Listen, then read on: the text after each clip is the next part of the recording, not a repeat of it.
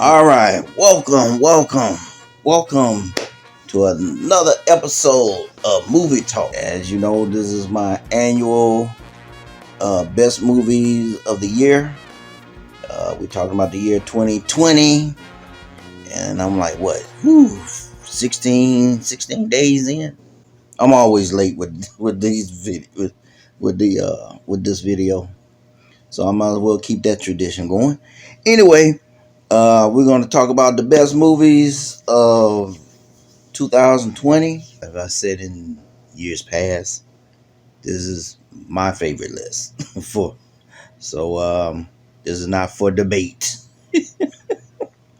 And we're gonna start off like I always do with the honorable mentions. So I like to do honorable mention before we start the actual countdown. So at number three, I have a movie called Ava. This movie was definitely something different. This was about a young lady who an agent. She was a government agent, and she did a lot of assassinations for the government. And she that was her. I would say that was her night job.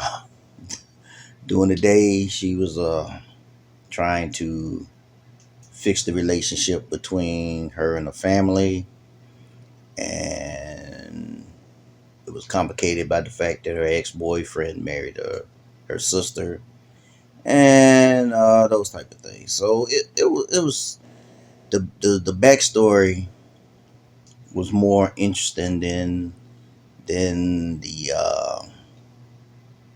her going on her missions, but the actions was pretty good, and I enjoyed it myself. Number two honorable mention is a crazy movie called Chick Fight. Um, it's like this movie just came out of nowhere for me because I didn't know anything about it. Um, I barely saw it before the year ended. Different. It was good. It was like it was.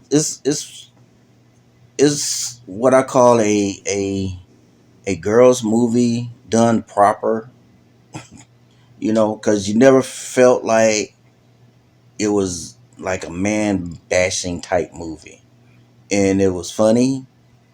And when it's rare when the hero is female, the villain is also female. That's getting kind of rare now. And you never really felt like that they was attacking anyone like other movies tend to do. Um, so I thought it was pretty cool.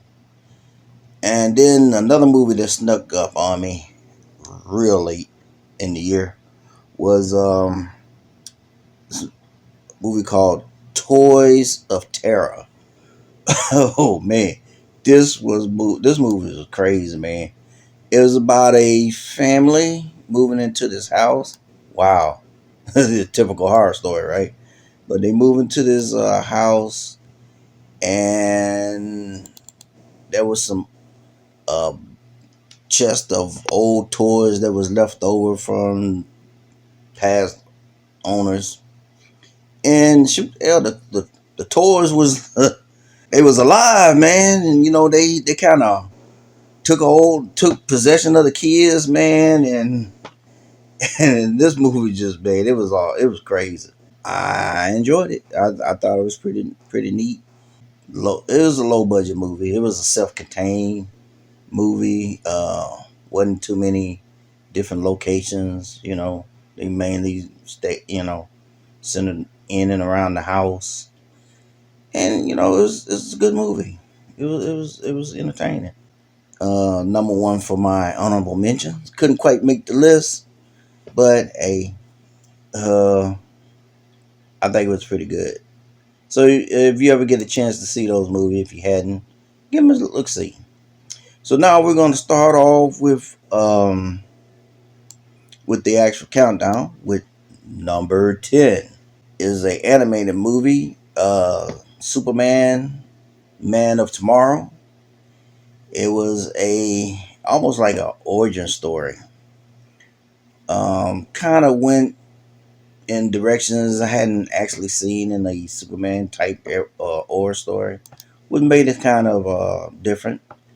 Um, it didn't feel like a long movie, um, and they really didn't try to do a whole lot like some of the animated movies try to do a lot of different things.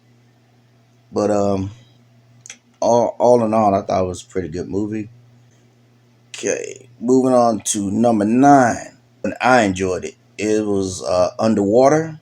This movie takes place in a rig that's like real deep underwater. It was kind of like they was trying to do like the alien thing, which I mean, a lot of movies have done that in the past, and I just felt like it was a decent movie. Another movie that I liked, moving on to number 8, and Fantasy Island. Man, I really enjoyed this one. I really thought it was a simple movie, man. It wasn't complicated. It wasn't nothing that you had to scratch your head about. I like the way the story ended up. All the guests has a connection, and I like the guy trying to play Mr. Warp, but I like the job that he did because I felt like he just played it straight and didn't try to be like from the TV show, and would have had made a mess of it because can't nobody touch Ricardo Montalban. I don't care what y'all say. And there's not too many movies that got my girl Maggie Q in it that I don't like. That's right, that's my girl Maggie. All right, number 7 on the list. We're going to we have Superman Red Sun. This movie was pretty good. I didn't like the version of Batman that they did, but like I said, it's an alternate story, and it was a good story. It was a good story. They could have threw an alternate version of Aquaman in there somewhere, but they didn't. I just stop leaving my boy out of these movies, man.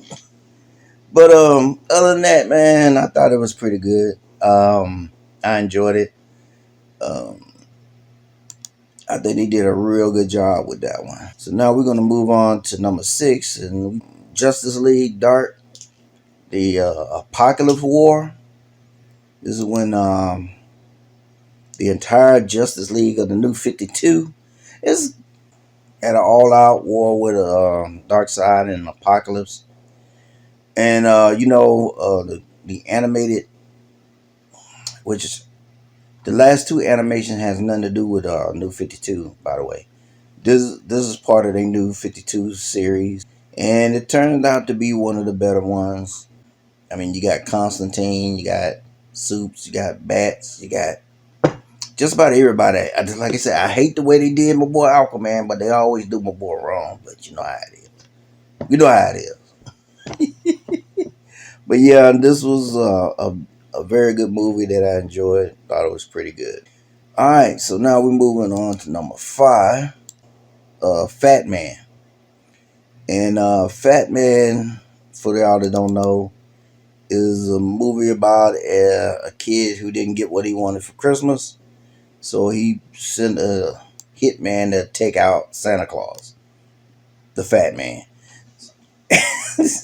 I mean, it sounds crazy, but when you watch it, man, it's a cool movie, man. And it don't have a lot of action in it, but the action in it is cool.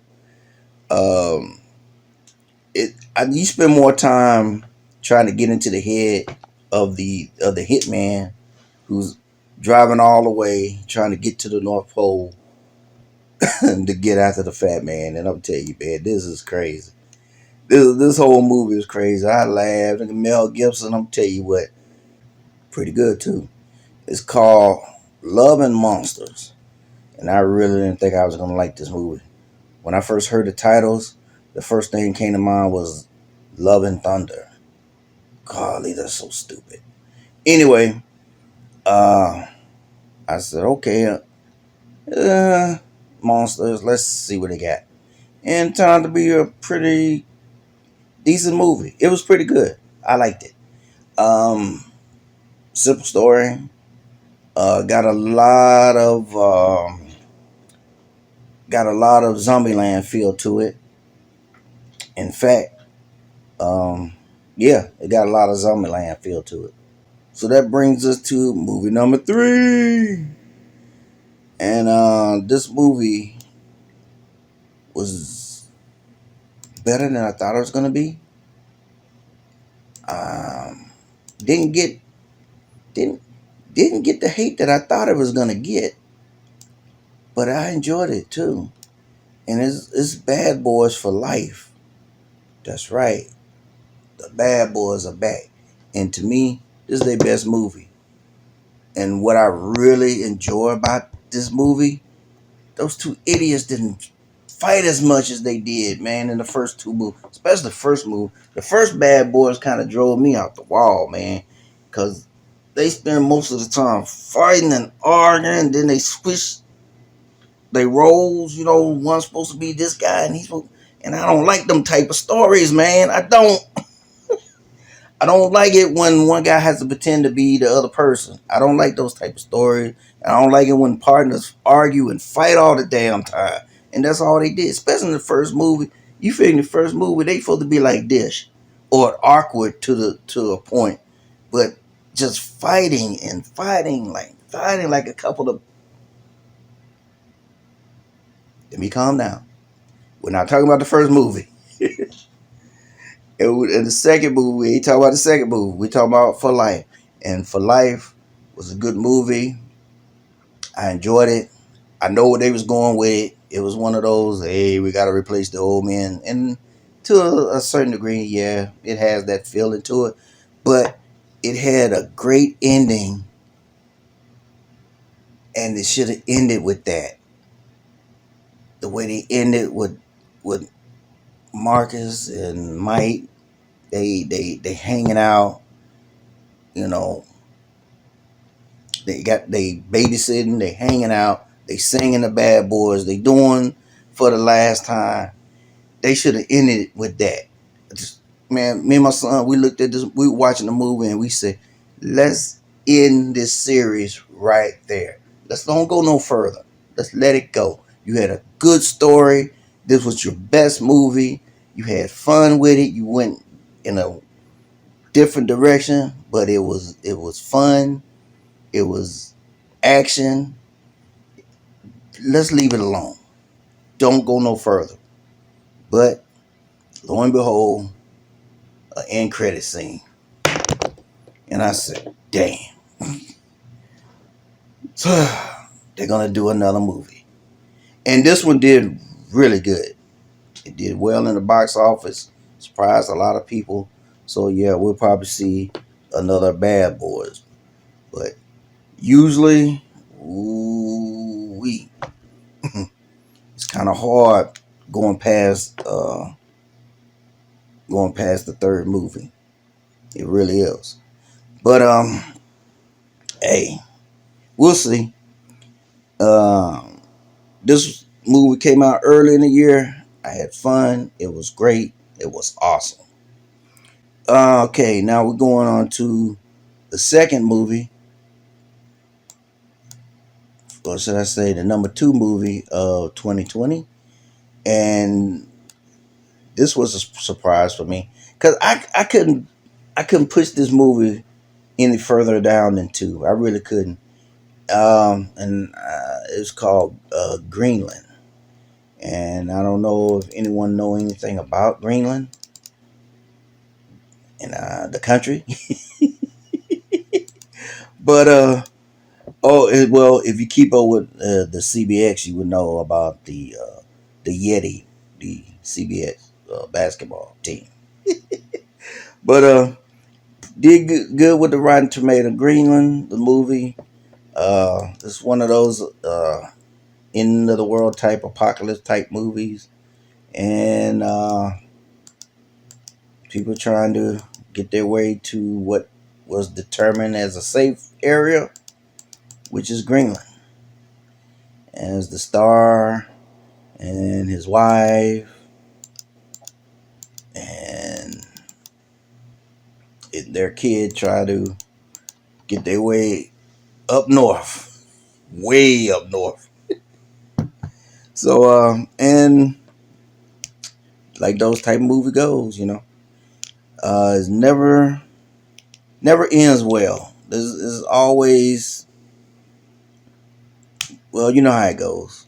You always have people fighting against each other, and all kinds of craziness going on. So it was like a lot of times the people become more of the obstacle than the event that's going on. But well acted, a lot of action, a lot of drama, a lot of fun, different than happy ending, that type of thing. So it just hit all the chords. I know a lot of people don't want to see like disaster movies like that on that type of scale right now, but I think that was pretty good. I liked it, and it's one of the few times me and Rotten Tomatoes agree. Normally we don't, and normally I don't really care. Okay, now we're getting down to the number one movie of 2020, and this is also the most controversial movie of 2020. I give you Wonder Woman 84. And I really enjoyed Wonder Woman 84. I thought it was like one of the better it was the best movie of the year. Um, how I rank it among DC movies? I hadn't quite placed it, but it's definitely in the great category. I know a lot of people didn't like it because I feel like a lot of people just didn't understand what they was watching. That's something that I would touch on at a later date to try to, well, but that's it, man. I really enjoyed this movie. When it first came out, I think I watched this mug like 4 times, and still watching it. Thank you, HBO Max. We love HBO Max. But anyway, hey, that's it, man. That's the top movies of 2020. I know other people would like have a different list, but that's my list. Um, you know how I normally do. I'll get back with you on the worst movies I felt like was the worst movies, and the most anticipated movies is right around the corner. I gotta hurry up and get that done for the movie star coming out. All right, so till the next video. Hey, thanks for watching. We appreciate you. You have a good one. And like I said, I really enjoyed these movies, and I'm looking forward to 2021. Till the next time, you have a good one.